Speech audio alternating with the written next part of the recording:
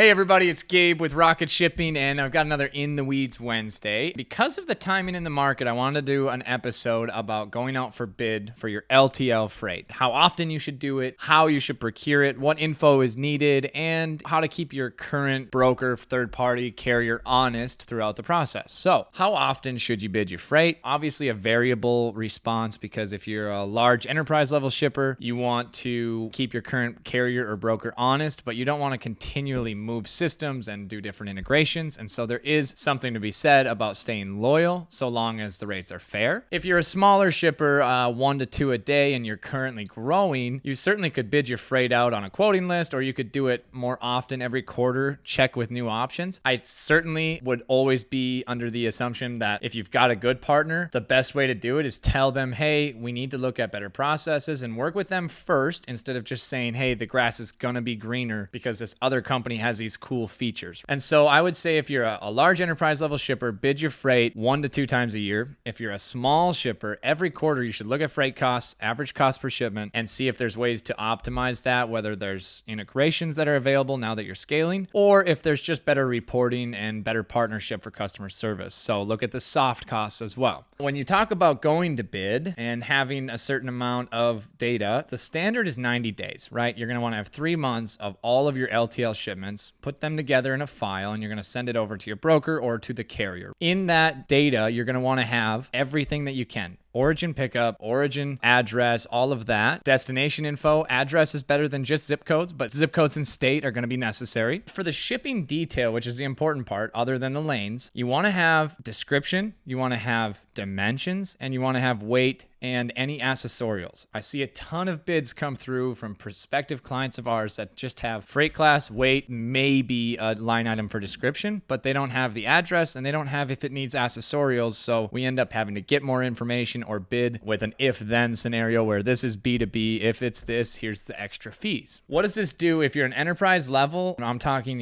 50 to 100 shipments a day enterprise level for us. I'm sure that other people would say that that's much larger than that. If we're talking 50 to 100 shipments a day, you need to give them the entire profile, because the better information you have, whether you're sending it to your third-party broker or you're sending it to the carriers, the more accurate of a bid you're going to get. And this is where I'm going to kind of pivot. So once you have all that information in the bid, here is where you need to look at the bids that come in. If you're bidding it with 4 brokers, you're going to look at the lowest and say, what's the difference if there's 3 of them that are the same and one's much lower? Question you need to ask that broker is, what operating margin did you come in at? Ask them what they bidded at. They might have bidded at cost and they're going to have to move it up. That happens a lot in this industry. They also just might have a CSP that they're repurposing, that they can repurpose. And so they just have an advantage in this lane, in that product market, whatever it may be. So it could be a real rate. You just have to flesh that out. The second thing that I'm going to look for if I'm bidding in that pool, and this would be after price, the next thing would be to look at the type of technology and operational setup that this partner is proposing. Some brokers will just say, hey, we have an online TMS. You need to self-serve. You need to go in, enter the shipments. Others, enterprise level or smaller, they're going to offer some kind of integration, whether that be just for rates for your sales reps, or if it's a full integration for BOL production. Those are things that you can look at, like I said earlier, that are soft costs, but are actually going to be a much better partnership year over year. The last thing I wanted to talk about in bids is when you're looking at the prices and you're comparing carriers or brokers, think more than one bid cycle ahead. And so I've seen it year after year. I have several enterprise level clients, and we do go out to bid 2 times a year for this. Every year that contract comes up with one carrier, if they bid it too aggressively and we went with the lowest price and we were happy to get that bid, 90% of the time the next year there's a 20 or 30% increase, and maybe there's an accessorial increase that's double the liftgate or residential fees because they bid it incorrectly or they were just too aggressive. So that's one thing to consider, is consistency. If you're going direct to carriers and every year you get an increase and you